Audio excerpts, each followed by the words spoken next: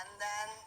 Bueno, a ver, ¿qué tenemos hoy en el laboratorio? Veo columnas, unos libros muy antiguos, tenemos una maqueta, uvas, mirá vos, mucha fruta en bandejas. ¿De qué hablaremos hoy? Profe, ¿dónde anda?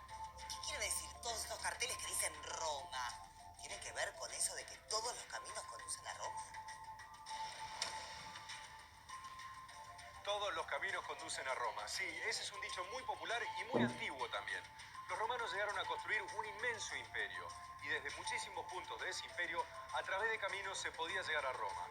Pero eran los caminos o vías que justamente los romanos habían construido partiendo de Roma a medida que extendían su imperio. ¿Y esto qué tiene que ver con la romanización que vamos a conocer hoy? Mucho, y te anticipo que es muy interesante. Entre otras cosas porque a esa romanización que se dio hace miles de años desde Roma, todos nosotros, los que nos están viendo, vos, yo, le debemos, por ejemplo, la lengua que estamos hablando, o el sistema de leyes que tenemos, o la forma en la que están trazadas muchas ciudades de nuestro país. Lo que nos acaba de contar es realmente muy interesante y además tengo la sensación de que hoy nos vamos a enterar del origen de muchas cosas que conviven con nosotros. Empecemos por lo principal. ¿A qué llamamos romanización? Vamos a imaginar algo. Imaginemos a un pueblo avanzando sobre otros con el poder de sus ejércitos. Hacia los 4 puntos cardinales, cruzando los mares, conquistando ciudades, territorios, abriendo caminos para extenderse. Un pueblo imponiendo su autoridad y logrando que otros adopten sus costumbres, su lengua, sus leyes, su cultura. Así se expandió, con Roma como centro, el Imperio Romano, y se produjo en esas tierras conquistadas el proceso que conocemos como romanización. Por lo que entiendo, la romanización fue un proceso que se fue dando desde Roma, mientras se extendía el Imperio Romano, y además causó un montón de cambios en las poblaciones que alcanzaba. Sí, el proceso de romanización se dio con la expansión del Imperio Romano y permitió que un enorme territorio de la antigua Europa compartiera una misma lengua, un mismo sistema administrativo, una misma base social y cultural. Este proceso implicó la difusión de la civilización romana en todas las poblaciones que fueron conquistadas. Este es el mapa de la red de comunicaciones, de caminos que construyeron los romanos. Nada más que en la península ibérica, pero estos caminos se extendían por todo el imperio. Era por eso que dijimos hace un rato que todos los caminos conducen a Roma, ¿se acuerdan? No escucho, ¿se acuerdan? Ah. Entonces, para viajar, por ejemplo, desde Tarraco, en este extremo, hasta Toletum, en el centro de España. Tomaban esta vía por la costa del Mediterráneo hasta Saguntum, después este camino hasta Bilbilis y esta otra vía hasta Toletum. Sin esas obras, la romanización no hubiera sido posible.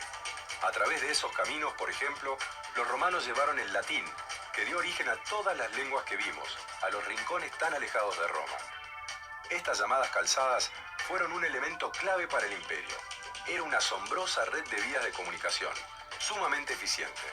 Comenzaron a construirse desde la creación de Roma y cuando se extendían los dominios romanos, facilitaron el transporte de mercancías y el imparable avance de las legiones. Los romanos llegaron a disponer de 85.000 kilómetros de calzadas o vías que recorrían el imperio. ¿Y cómo empezó a construirse esta red en Hispania, por ejemplo? ¿Qué era lo más importante para los romanos? Cuando empezaron la conquista de la península. El primer objetivo de los romanos era unir la ciudad de Cádiz, que vemos bajo el nombre romano de Gades, con los Pirineos, su punto de entrada por el norte. Cádiz era una de las ciudades más antiguas de Europa y por entonces la más importante de Hispania. Las principales vías romanas fueron siguiendo los fértiles valles de los ríos Ebro, Duero, Tajo, Guadiana y Guadalquivir, y la ruta natural de la costa oriental. Sobre estos ríos, los romanos también construyeron puentes, como el de la ciudad de Córdoba, sobre el Guadalquivir, o el de Mérida, sobre el Guadiana, que aún se conservan. En las vías, los romanos ubicaban cada 1000 pasos unos monolitos cilíndricos, macizos, de unos 2 metros de altura. Se llamaban milarios y tenían escrita la distancia entre ese punto y el lugar de partida o de llegada de la vía. Me gustaría saber cómo era la construcción de estas vías, cómo las hacían.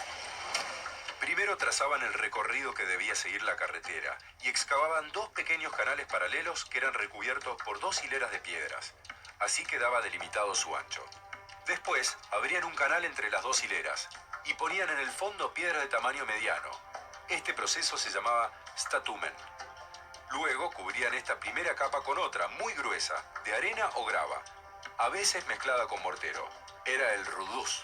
Y finalmente colocaban un revestimiento formado por piedras trituradas, el nucleus, o por losas de piedra, el stratum.